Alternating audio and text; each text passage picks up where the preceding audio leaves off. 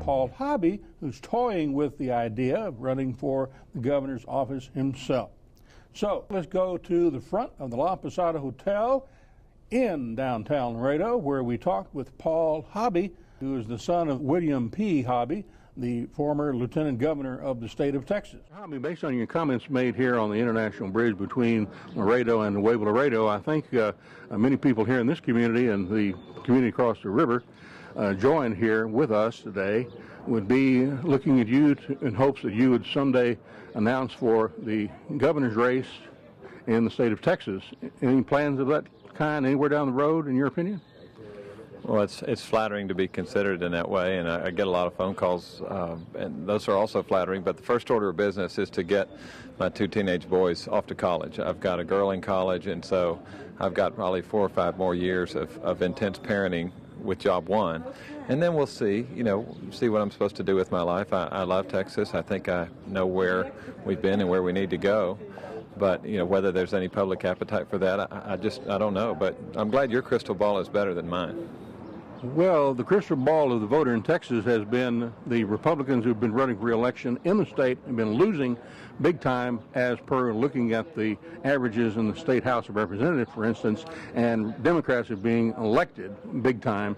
So that means a swing is happening at this moment, somewhat adverse to Republican office seekers. Well, I'm not sure that I can summarize it into a partisan trend, but this much I can say. I think that people are finished with the age of being angry at government. We can all be angry at government. It's easy to do because government's frustrating at times.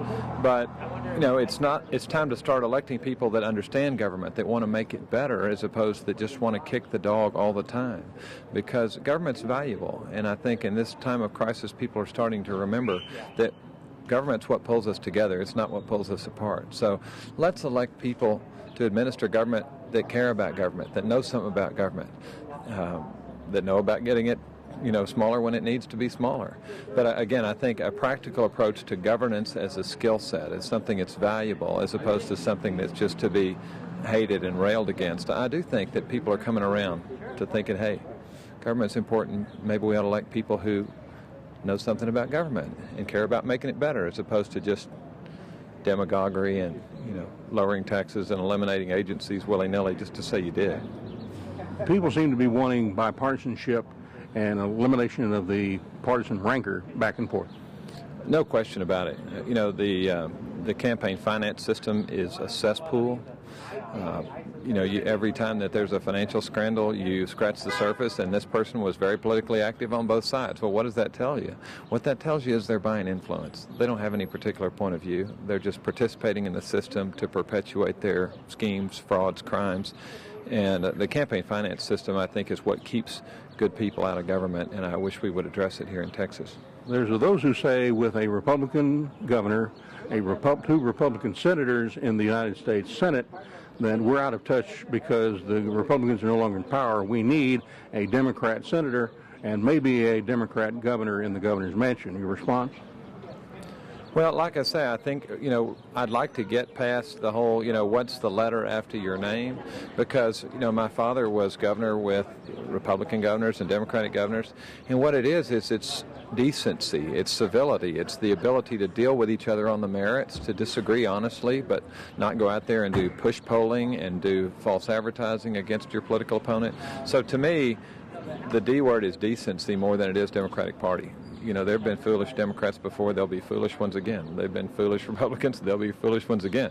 But it's, to me, restoring decency and the idea that politics is a season, and then after that season we get on to this thing called governance and allocating scarce public capital, making good long-term decisions. I know that sounds unrealistic, but in my lifetime I've seen it. When my father was first elected, that's the way people went to Austin. It wasn't about the next election right away. And that's what we have to get away from, is where the political class runs the public policy mechanism. The dichotomy today is there are billions of dollars of a Obama stimulus package coming to the Lone Star State, number 2 in federal dollars to stimulate the economy, only to California, and yet the 2 Republican senators, Cornyn and Hutchinson, not only were against it but missed critical votes Governor Perry says those federal dollars should not even be received by the state of Texas. We need our fair share of those infrastructure dollars. You know, as we've got a growing population here, we've got a big highway system. You know, we've got to get our fair share of the money.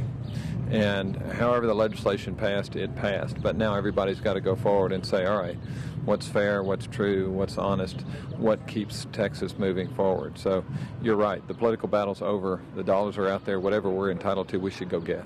So if you were the Democrat governor in the governor's mansion today, you'd bring those federal dollars down to Texas. You betcha.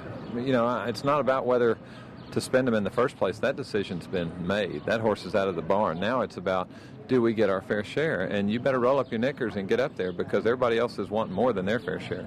So you're telling me here today in front of the La Posada and Laredo that you've got to get your kids through college.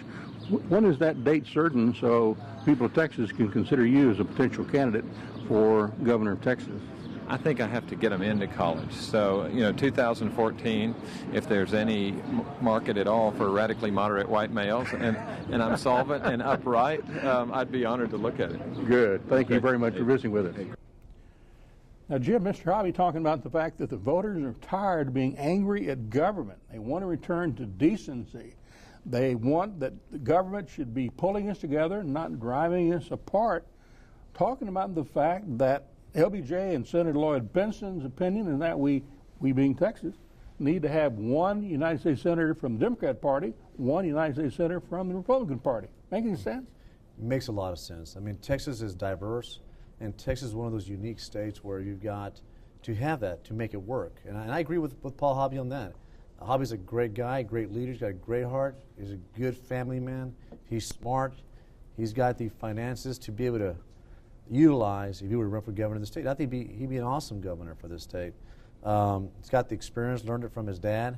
You know, his dad used to be the lieutenant governor of this state. But I agree with Paul. You've got to have that. But also at the same time, one of the comments that he made was about, you know, having government help people. For the most part, people are attacking government or government agencies for what they do or don't do. But I believe Paul makes a good statement saying that government can also help people, especially right now at a time of need, the problems that we're having not only in our state, but the rest of the United States. But you compare Texas to the rest of the United States, I think Texas is doing a lot better off than other states. You kind of get the feeling from watching what he told me there in front of La Posada that really if he was kind of pushed, maybe even now, that concept of making sure his two boys are settled in college, that might kind of settle into the woodwork a little bit and they could kind of come home to the governor's mansion if, in fact, he had some response to what he said on this program? I think a little bit of push, but I think a little bit of time will be needed for Paul to get there. And I understand about his kids. That's the reason why I retired from the legislature. So allow my kids to spend more time with my kids. So I can understand him waiting. And it sounds like he's getting there. You could be one of those guys calling Paul Harvey and say, look, Paul, we need you to run in 210 as opposed to waiting for 214. Do it now. Do it sooner rather than later. Right. I'll be one of those guys calling. Yes, sir. Former State Representative Jim Solis, 15 years in the Texas Legislature, District 38. Thank you for coming and being with us. Thank you, Ron. We hope to have you on our program in future telecasts as they come along. Thank you for joining us here on the program. Till next time, adios.